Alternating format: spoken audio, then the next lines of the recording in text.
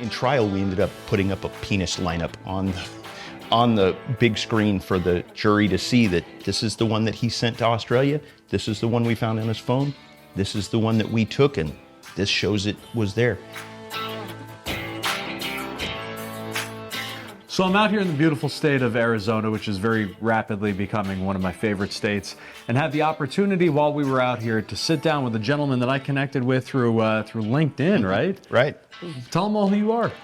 My name's Randy Snyder. I'm a 23-year law enforcement officer with the Pinal County Sheriff's Office, and did internet crimes for about 10 years, was a instructor at Arizona State University, and now I'm just trying to spread the word and keep protecting people. I like how you tried to reverse age yourself there in the beginning. That was pretty well done. So first of all, you know how the show works, man. We usually it takes place at the Whiskey Wall up in Connecticut.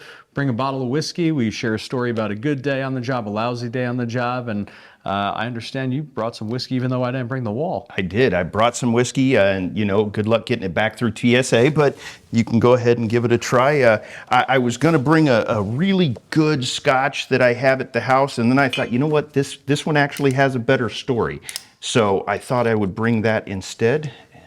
Thank you, sir. There you go. Well, the best part is I'm going to check this in my bag right next to my firearms. There you go. That way it makes it through. You like the nice hotel glasses I provided? Yeah, these are beautiful. That's I don't even know if they're clean, but they were sitting there. That's okay. They're close enough. The alcohol will clean them. Right. And this is Old Kemp. It's a peach pecan whiskey.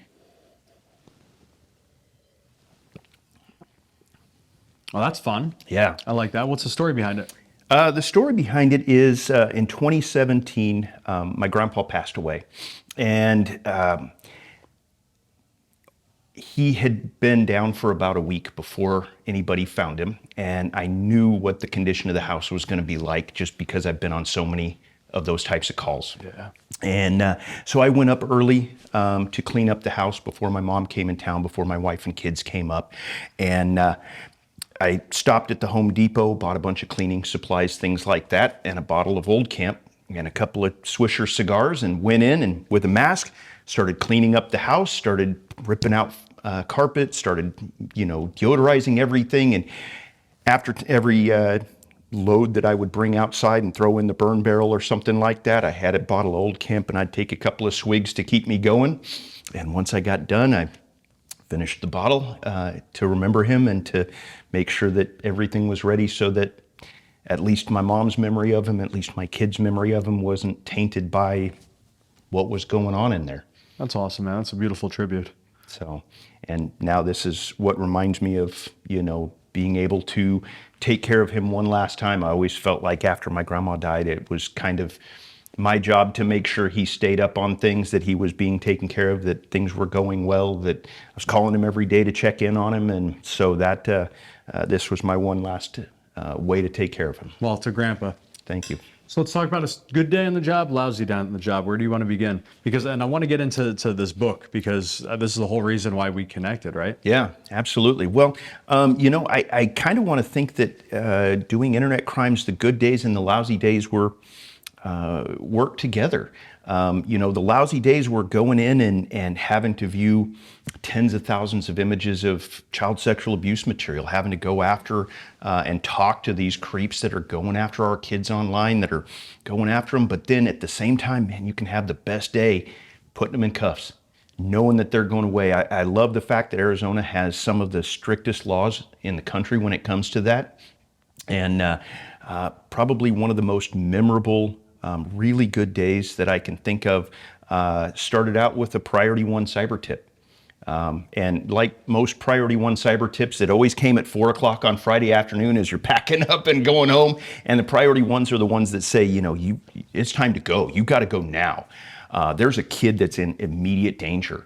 And so we got this cyber tip and started working it, figured out it was in my area. And so I took lead on it. And after writing a couple of search warrants and figuring things out, we got the SWAT team ready and got down to the house. We went to go execute the warrant. As our SWAT team was going in the front door, they saw him squirting toward the back, and we had officers in the back that saw him run to the back bathroom where there was a big glass wall.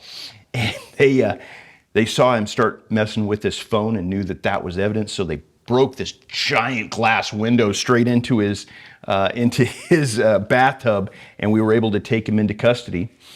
Started interviewing him, and the cyber tip indicated that he had access to a 2.5-year-old child that he was sexually abusing. Oh, geez. And we were able to locate and rescue that child. We were able to locate additional evidence on his devices that connected him to that. We also found out that he had been sexually abusing another child for about 2 years that he had access to, and he blamed it all on his 16-year-old son. What? Yeah. So we decided that the best way to really lock him in on this was we had pictures that he had sent to a guy in Australia that showed a very distinctive mark on one of his more private areas. And we found some pictures on his phone that had the same thing. And so I had my ID tech have to take some pictures so we could compare them all. And in trial, we ended up putting up a penis lineup on the big screen for the jury to see that this is the one that he sent to Australia. This is the one we found on his phone. This is the one that we took, and this shows it was there. And at trial, he got 2 life sentences plus 304 years. Good. His ghost will die in prison, which is perfect for him.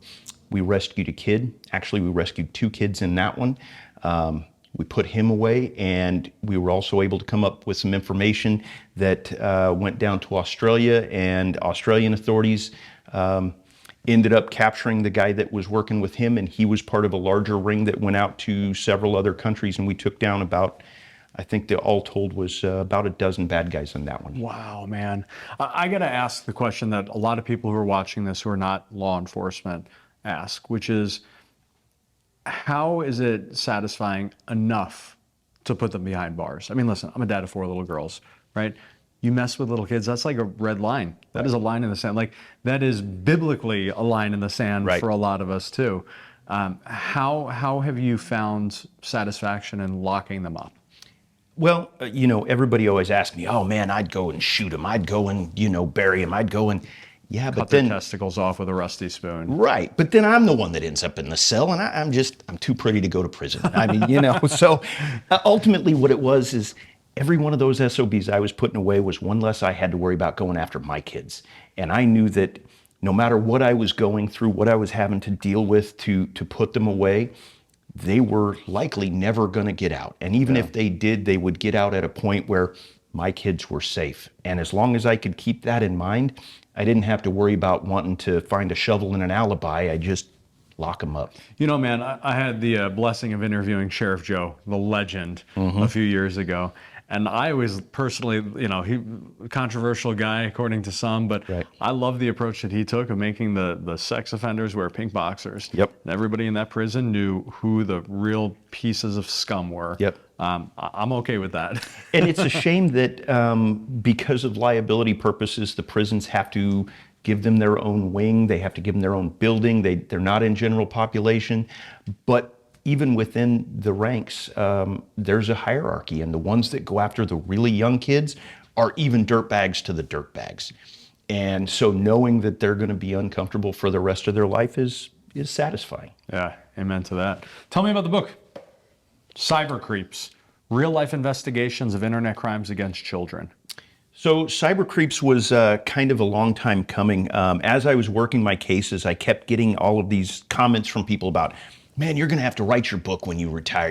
You've had so many weird cases and crazy people and stories that you can't even make up. You're going to have to write it. And I thought, yeah, okay. And then as I was working through some therapy at the end of my career, my therapist kept saying, you need to journal. You need to journal. Get this stuff out. And I thought, yeah, I'm just not a Dear Diary kind of guy. Sure. And shortly after I retired and came back to the sheriff's office in a different capacity, I started thinking, maybe there is something to this. Maybe I ought to get these stories out. And I sat down and I started writing one day, and man, it just flowed.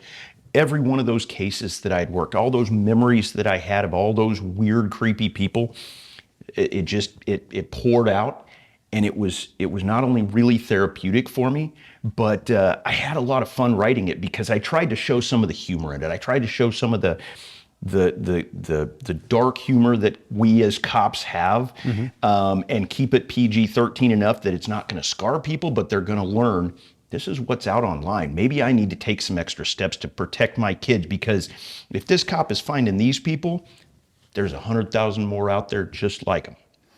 You know, I joined Deliver Fund, a counter human trafficking organization, nonprofit, on their board of advisors back in 2017. And, you know, fortunately and unfortunately, I've been blessed to see some of what you're talking about here. And it brings you to the deepest pits of the human psyche, Right. to think that somebody could do these things to anybody, much less kids. Protecting kids used to be the great unifier between people, regardless of what their political party or their religion was or whatever. And now you see, I mean, you saw the article I shared on LinkedIn this morning. They're exposing our little kids in elementary schools to graphic porn. Right. And the excuse is, well, they could go buy it on Amazon. Well, number one, last I checked, my elementary school students not buying anything on Amazon. Right. And also, you could also go buy Hustlers on Amazon and Playboys on Amazon too. Does that mean we should be putting those in schools? And so I saw, you know, when we started revealing what was going on in the school district in a very conservative community, and I came under attack after going on Fox and Friends about it and being told, listen, buddy, there's a difference between a pedophile and a minor attracted person. I was like, what? People are legitimately making that argument on, like, in public? It's mind-blowing, man. The only difference between a pedophile and a minor attracted person is the semantics of it. It's trying to beautify the situation by calling it something different because it's less uncomfortable. Correct. And the reality is, the majority of the people who are going after our kids online, clinically, aren't pedophiles. They're not going to be found to be pedophiles by a psychologist, but they are going after our kids because they have a sexual predisposition toward them, or they have a sexual attraction to them. And once you get past the idea of what we're going to call them, who cares what the name is? Understand that they're going after our kids, and our kids deserve to be protected. They're the most innocent out there. I love the fact that Sound of Freedom has brought some awareness to it. I wish that it was more on target with what happens in America. Agreed. With those kinds of things.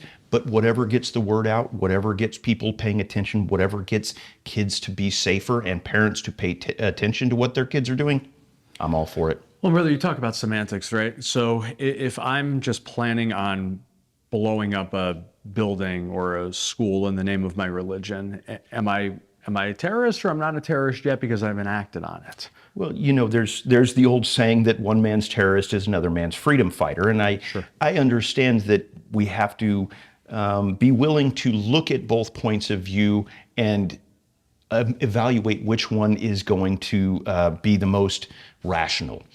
And I think most people that I know can agree that Hamas is not rational, that their desire to eliminate all of the Jews of the world is irrational. And so I don't understand why people are sticking up for them. Right. I would put them in the same category as pedophiles when it comes to, there's a line in the sand. It's a black and white kind of issue, and anybody that makes it gray is concerning to me, because if you have a sexual desire for children, that's wrong. Yep. And there's just no way to sugarcoat that. There's just no way to make that a gray area or pretty it up, and you can call it whatever you want. It's just wrong. There's a child rapist murderer. His name skips my brain at the moment, but when they were interviewing him in prison after he was locked up, they asked him basically about his MO.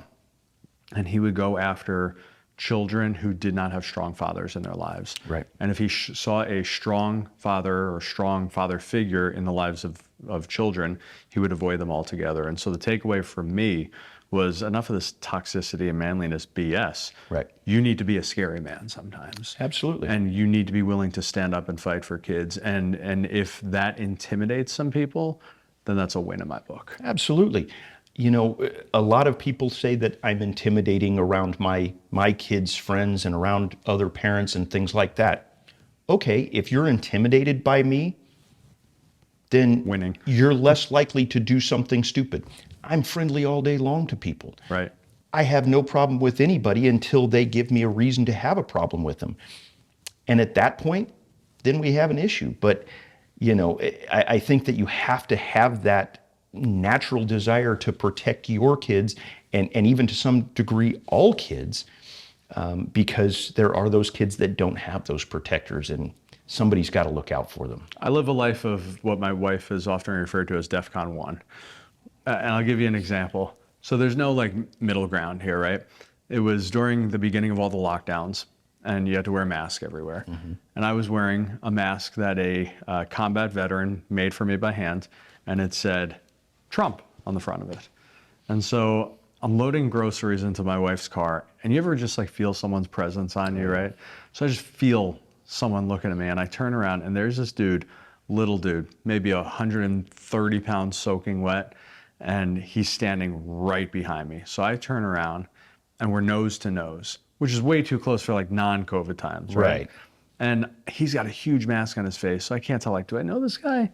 And he goes, I ought to punch you in the effing face right now for wearing that mask. Now I'm thinking I'm being pranked, right? I'm like, I got to know this guy. It's got to be a buddy of mine. And then I said, I'm sorry, what? And he repeats himself, and I could see the veins coming out of his head, and he's red and like shaking. And I'm like, oh, this dude's legit right now. Wow. So I take a step back, and I reach into my pocket, and I was in another state, so I wasn't carrying, and I pull out a $100 bill. I said, I'm going to give you $100. What? Now you can see he's confused. For what? I said, to punch me in the effing face right now. And now he's like all thrown off. He goes, why would you do that? I said, oh, because bro, you got one shot. And if you don't knock me out, I'm taking my money back. Right. And I just stare at him, and the dude turns tail and runs.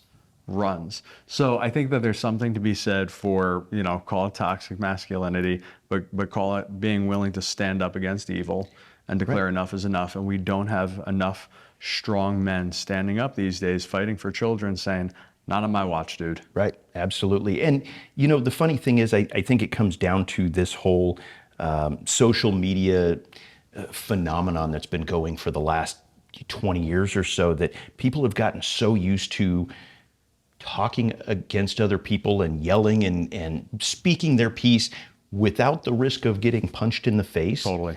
That so many of them now, if they're actually confronted, like you said, turn tail and run. Yep. And if you're not willing to stand up for yourself and you're not willing to stand up for your own family, then you kind of deserve what you get. But there's nothing toxic about being masculine. Kids need protectors. Evil Families need triumphs protectors. when good men do nothing. Absolutely. Shameless plug. How can people learn more? Buy the book. Cyber Creeps is online. It's on Amazon. It's available in both an ebook format and in the paperback. Or if they want to go to my website, I'll be happy to sign a copy and send it to them. Can't say that my signature's worth anything, but you know, who knows? Maybe someday it'll be out there. Here's what I could tell you guys. We have a man who put his heart and his soul into writing a book to expose the good work that's being done to fight for kids. If you can't lay out, what, $20, whatever it is? $20. Come on. You could shell out $20 to invest in a cause that goes back into helping fight against evil. $20. If you're that hard up and you can't do it and you really want the book, hit me up. I'll buy you the freaking book. Thank you all for watching. Brother, thanks for everything that you do. And thanks for the whiskey. Yeah, absolutely. See if it makes it back to Connecticut. Even if it's just the bottle that gets to the wall. Guys, thank you all so much. God bless you all. God bless America. For more, please visit lawenforcementtoday.com.